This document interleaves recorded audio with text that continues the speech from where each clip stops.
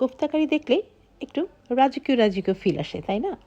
কারণ কোফতা তো chicken, mutton, beef দিয়েই করা হয় নর্মালি, বাট এই কোফতা কারিটার মধ্যে একটু টুইস্ট আছে।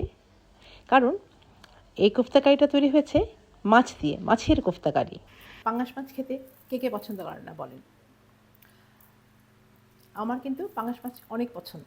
আর এই কোফতাটা যখন তৈরি করে খাবেন আমার রেসিপি ফলো করে, যেটা আমি এখন আপনাদেরকে দেখাবো, একদম দ্য বেস্ট, ওয়ার্ল্ড বেস্ট মজার কোফতা তৈরি হবে। এবং এটা যে পাঙাশ মাছ দিয়ে তৈরি কোফতা না বললে কেউ বুঝতেই পারবে না। টেস্ট করে দেখা যাক, তাই না? এবং এই কোফতাটা ভাতের সাথে, পরোটার সাথে, রুটির সাথে, যে কোনো কিছুর সাথে অনেক মজা করে খাওয়া যায়। খেয়ে দেখি না?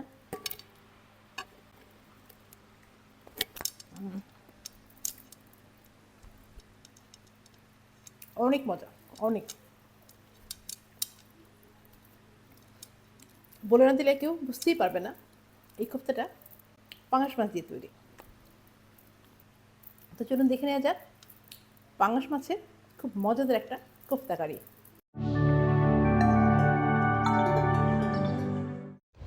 এবার দেখে নিচ্ছি এই পাঙাশ মাছের কোফতা কারি তৈরি করতে কী কী উপকরণ লাগবে। এখন আমি একটা গ্রাইন্ডার জার নিয়ে নিলাম।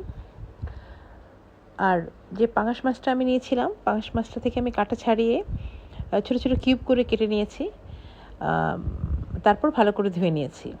আর আমি মাছের চামড়াগুলো ফেলে দিইনি। আপনারা চাইলে চামড়াটা রাখতেও পারেন, আবার চাইলে মাছের চামড়াটা ফেলে দিতে পারেন। এরপর আমি দিয়ে দিলাম কিউব করে কেটে রাখা পেঁয়াজ, তারপরে দিলাম কাঁচামরিচ, এরপরে দিয়ে দিচ্ছি রসুন বাটা, তারপরে দিলাম আদা বাটা, এরপরে আমি দিচ্ছি শুকনা মরিচ গুঁড়া, ধনিয়া গুঁড়া, জিরা গুঁড়া, আর লেবুর রস দিয়ে দিলাম, কারণ মাছের সাথে লেবুর রসটা দিলে খেতে অনেক বেশি ভালো লাগে। স্বাদ মতো লবণ দিয়ে দিলাম। আর এরপরে দিয়ে দিচ্ছি ধনেপাতা কুচি। ধনেপাতাটা মাছের সাথে খেতে আমার খুবই ভালো লাগে, আর মাছের সাথে ধনেপাতা দিলে মাছের স্বাদটাও বেড়ে যায়, আর ফ্লেভারটা তো খুবই ভালো লাগে। তো একটু বেশি করে ধনেপাতা দিয়ে দিলাম আমি। ধনেপাতাটা দেওয়া হয়ে গেল। এখন আমি একটা পুরো ডিম দিয়ে দিলাম। এই সবগুলো আমি ভালো করে গ্রাইন্ড করে একটা বাটিতে নিয়ে নিলাম। এখন আমি ছোটো ছোটো বলের মতো শেপ করে কোফতাগুলো তৈরি করে নিচ্ছি। একটু আপনারা খেয়াল করে দেখতে পারবেন, ছোটো ছোটো করে করছি আমি। একটু নরম হবে, তারপরও করতে পারবেন, কোনো সমস্যা নাই। আপনারা আপনাদের পছন্দ মতো যে সাইজ পছন্দ করেন সেই সাইজেই কোফতাগুলো তৈরি করে নিতে পারবেন। ব্যাস, কোফতাগুলো আমি সব একে একে তৈরি করে একটা ডিশে আমি রেখে দিয়েছি। এখন আমি একটা কড়াইয়ে তেল নিয়ে নিলাম। তেলটা মাঝারি মানে গরম করে নিলাম, মানে খুব বেশি গরমও না, আবার কম গরমও না। এখন কোফতাগুলো দেখা যাচ্ছে নিশ্চয়ই আমি এক এক করে দিয়ে দিচ্ছি। আপনারা আপনাদের যেগুলো যতগুলো ভাজতে একবারে সুবিধা হয় ঠিক ততগুলো করে দিয়ে নেবেন। একবার বা দুবার বা তিনবারে ভেজে নেবেন, এবং মাঝারি আঁচেই ভাজতে হবে। সুন্দর করে বাদামি বাদামি করে ভাজলে ভালো। আমি মনে হলো যে হ্যাঁ, এগুলো দিয়ে ভাজলেই আমার জন্য ভালো হবে, এই জন্য আমি এই কয়েকটা নিয়ে নিলাম। তো এখন আস্তে আস্তে উল্টে পাল্টে আমি ভেজে নিচ্ছি কোফতাগুলো। দেখা যাচ্ছে নিশ্চয়ই দেখতে খুব ভালো লাগছে। তো আমি মাঝারি আঁচে রেখে একটু মানে সুন্দর করে এটা ভেজে নিচ্ছি। কোফতাগুলো এখন প্রায় বাদামি বাদামি কালার হয়ে গেছে। এখন আমি তেলটা ঝরিয়ে সুন্দর করে একটা বাটিতে কোফতাগুলো তুলে নিচ্ছি। এভাবে আমি যতগুলো কোফতা তৈরি করেছিলাম সবগুলো কোফতাই সুন্দর করে ভেজে বাটিতে তুলে নিলাম। এবার আসা যাক মূল রান্নায়। আরেকটা কড়াইতে আমি তেল নিয়ে নিলাম।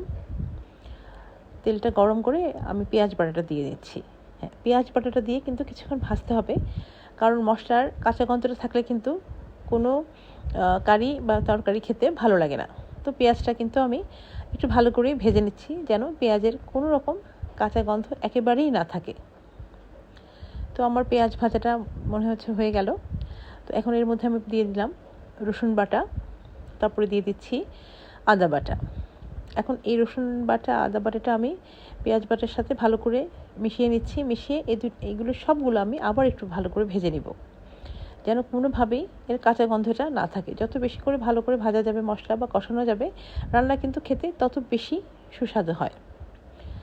তো আমার মশলাগুলো ভাজা হয়ে গেল। এখন আমি খুবই সামান্য পরিমাণে একটু পানি দিয়ে নিচ্ছি, কারণ আমি এখন গুঁড়া মশলাগুলো দিব। গুঁড়া মশলাগুলো যেন পুড়ে না যায়, পানিটা অবশ্যই দিতে হবে। এখন আমি মশলাগুলোর সাথে পানিটা একটু ভালো করে একটু মিশিয়ে নিলাম। এবার আমি শুকনো মরিচ গুঁড়াটা দিয়ে দিলাম, তারপরে দিয়ে দিচ্ছি ধনিয়া গুঁড়া, তারপরে দিলাম জিরা গুঁড়া। এই মশলাগুলো কিন্তু আমি আবার ভালো করে মিলিয়ে নিব। সব মশলা একসাথে মিশিয়ে তারপরে আমি সুন্দর করে আবার একটু কষিয়ে নিব বা ভেজে নিব, যেন মানে কোনোভাবেই এই গুঁড়া মশলার কাঁচা গন্ধটাও যেন না থাকে। মশলাগুলো ভালোভাবে ভেজে নেওয়া বা কষিয়ে নেওয়ার মধ্যেই কিন্তু অনেক অনেক বেশি টেস্ট ডিপেন্ড করে। এখন আমি দিয়ে দিচ্ছি টমেটো পিউরি। টমেটো পিউরিটা দিয়েও কিন্তু আমি আবার একটু মিশিয়ে নিচ্ছি। এই প্রতিটা মশলাই কিন্তু এভাবে আলাদা আলাদা করে দিতে হবে, মানে ভেজে নিতে হবে বা কষিয়ে নিতে হবে সুন্দর করে। ভালো করে মিলানো হয়ে গেল আমার সব কিছু। এবার আমি দিয়ে দিব টক দই, আর তার সাথে দিয়ে দিব কাজু বাদাম বাটা। এগুলো কিন্তু অবশ্যই দিতে হবে, খুব মজার একটা কোফতা কারি খেতে হলে। এখন আমি মশলাগুলো সবগুলো আবার মিশিয়ে নিচ্ছি, মিশিয়ে আবার একটু ভেজে নিচ্ছি বা কষিয়ে নিচ্ছি। ভালো করে কষানো হয়ে গেলে দেখা যাবে যে মশলা থেকে তেল ছেড়ে তেলটা উপরে ভেসে উঠছে। এর মধ্যে আমি আবার স্বাদ মতো লবণ দিয়ে দিলাম। খাবার লবণ ছাড়া তো খাওয়াই যাবে না, যত কিছু দেওয়া যাক না কেন লবণটা ঠিক মতো হলে খেতে কিন্তু অনেক বেশি ভালো লাগে যে কোনো খাবারই। এখন মোটামুটি মশলা সবগুলো কষানো হয়ে গেছে, তেলটা মশলা ছেড়ে দিয়েছে, তেলটা উপরে উঠে এসেছে। এবার আমি সেই ভেজে রাখা কোফতাগুলো দিয়ে দিচ্ছি। কোফতাগুলো একটু সাবধানে দিতে হবে যেন কোফতাগুলো ভেঙে না যায়। আমি অল্প অল্প করে সবগুলো কোফতাই আস্তে আস্তে দিয়ে দিচ্ছি।